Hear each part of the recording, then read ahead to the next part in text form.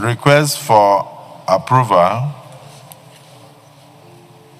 of Federal Government 2025-2026 external borrowing rolling plans.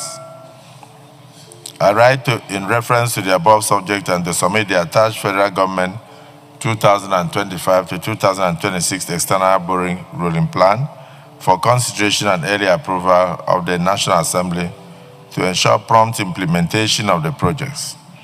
Distinguished Senate is invited to note that the 2025-2026 borrowing plan cut across all sectors with specific emphasis on infrastructure, agriculture, health, education, water supply, growth, security, and employment generation, as well as financial management reforms, amongst others. Total facility of the projects and programs under the borrowing rolling plan is estimated at US $21.5 million. So we have 21,543,647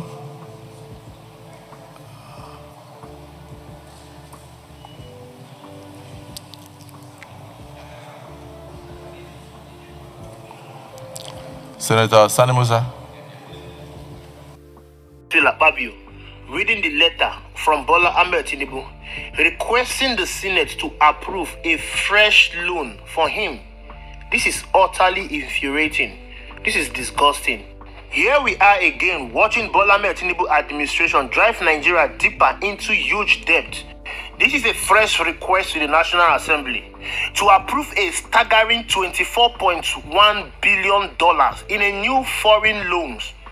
This reckless borrowing spree is set to increase Nigeria's public debt from 144.67 trillion naira at the end of 2024 to a jaw-dropping 182.91 trillion naira. A staggering 182 trillion naira. You need to understand that when Bola Ahmed Tinubu came on board on May 2023, Nigerian public debt was sitting at 42 trillion naira.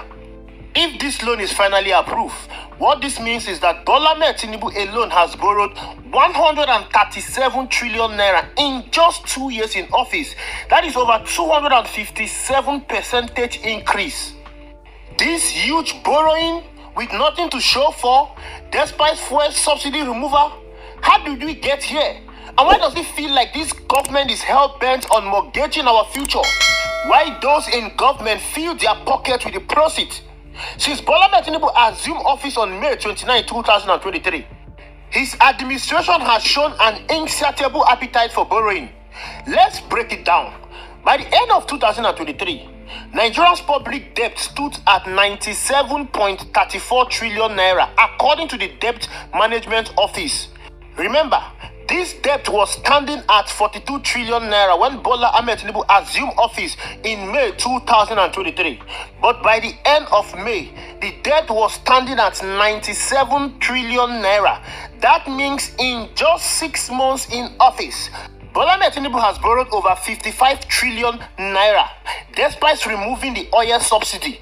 By December 31, 2024, the figure had skyrocketed to 144 trillion naira, a staggering 48.58 increase in just 1 year. That's an additional 47.33 trillion in debt accumulated in 2024 alone. Now, with this new $24 billion loan, which is equivalent to 38 trillion naira at the official exchange rate of 1,583 naira per dollar, Tinubu government would have overseen 137 trillion in public debt in 2 years in office. This is nothing short of a financial disaster. Let us not forget the promise Tinubu made when he came into power. One of his flagship policies was the removal of the fuel subsidy, a move he claimed will free up funds to tackle Nigerians' mounting debt and invest in critical sectors like infrastructure, education, and healthcare.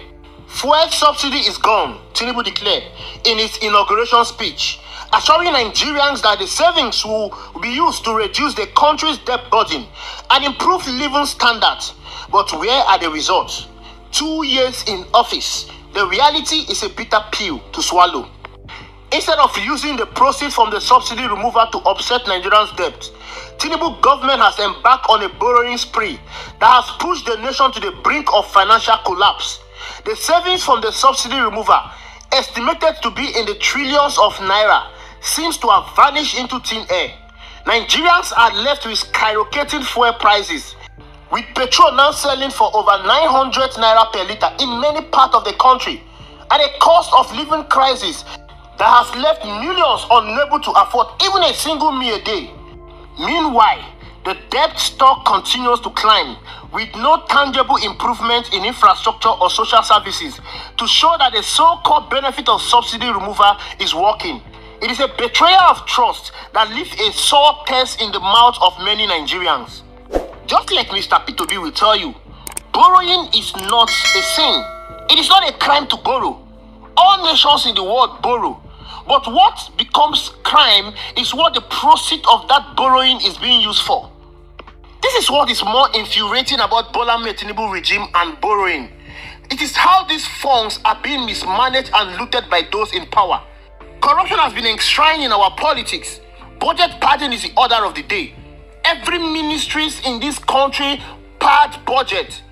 The 2025 Appropriation Act provides a glaring example of the government misplaced priorities. The National Assembly is being accused of padding over 6 trillion naira into the national budget. In case you don't know what padding is all about, padding is corruption, padding is stolen fund, padding is extra fund being added into the budget that will be stolen by the people that are heading these ministries and those in the National Assembly. To make you understand padding better, take a look at this screenshot. This is the budget of the Federal Ministry of Agriculture and Food Security. In this budget, over 13 billion naira has been padded into this budget. This 13 billion naira will go into activities that do not fit into the Ministries of Agriculture and Food Security. In the midst of food inflation rate of over 30%, with millions of Nigerians facing acute hunger, the ministry has allocated a whopping 300 million for the construction and equipping of the palace of the Okunigwe of Luluha in Edo State. What is the business of the Ministry of Agriculture with the construction of a palace in Edo State? A palace for a traditional ruler is being prioritized over the urgent need to address food insecurity in a country where farmers are struggling to access fertilizers, seeds, and basic support. This is not an isolated case.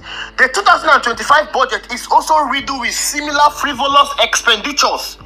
500 million for the purchase of fairly used vehicles for traditional rulers in Owa Federal Constituency, 150 million for quotas in Otukbo, and 100 million for the construction of renewable energy projects in rural communities, projects that often never see the light of the day. These allocations are nothing but conduit pipe for embezzlement, with funds siphoned off by corrupt officials while the masses suffer. This is a huge slap in the face to every Nigerians battling to survive in this harsh economic administration of Bola Tinubu. Not only should this be a slap on the face of every Nigerian, it should also worry every one of us about the trajectory of our debt, with the foreign debt nearing $70 billion and the total public debt set to exceed 182 trillion by 2026. The Nigerians' debt servicing burden is becoming unsustainable. In 2024 alone, Nigeria spent over 6 trillion on debt servicing, an amount that far exceeds the budget for education and healthcare combined. This constant borrowing is not only crippling the economy, but also eroding investors' confidence as the naira continues to depreciate against major currencies, which is further causing the debt crisis. Like I said, borrowing is not a crime, but when you borrow, you need to show evidence, you need to show working as to what you have done with the money you have borrowed. With little to show for all the loans that Bola Tinubu has borrowed in times of infrastructural development or economic growth, The question that everyone should be asking is, where is all this money going? Of course, you and I all know the answer. It's into the private pocket of these politicians. From the example of the budget of the Ministry of Agriculture and Food Security, you can see how budget padding works. Imagine the Ministry of Agriculture constructing a palace for a king when they should be battling food crisis, when they should be trying to reduce the price of food in the market, when they should be trying to reduce food insecurity, food inflation in Nigeria. But no, they are going to construct palace for the king. At the end of the day, there will be no construction of any palace anywhere. That money will find its way into the private pocket of these politicians. But it's very obvious that Nigerians don't even care how their money is being used. Nigerians do not even care about how this country is being plunged into huge debt. Just last week, some supporters of this government were celebrating because the government announced that they have paid off a meager $3 billion debt to the IMF. Just last week. This is more like robbing Peter to pay Paul. It is high time for Nigerians to demand accountability from the Tinubu administration. This borrowing spree must stop, and the government must be transparent about how these funds are being utilized. The promise of using fuel subsidy proceeds to reduce debt has been broken, and the nation is paying a heavy price for this failure. We cannot continue to watch as our future is being mortgaged to foreign creditors while those in power live in opulence. The National Assembly must reject this $24 billion loan request and force the government to explore alternative means of revenue generation. One characteristic of a good leader is for that leader to create money where there is none. Yes, not to go about borrowing money in order to have money. Constant borrowing is a characteristic of a weak leader.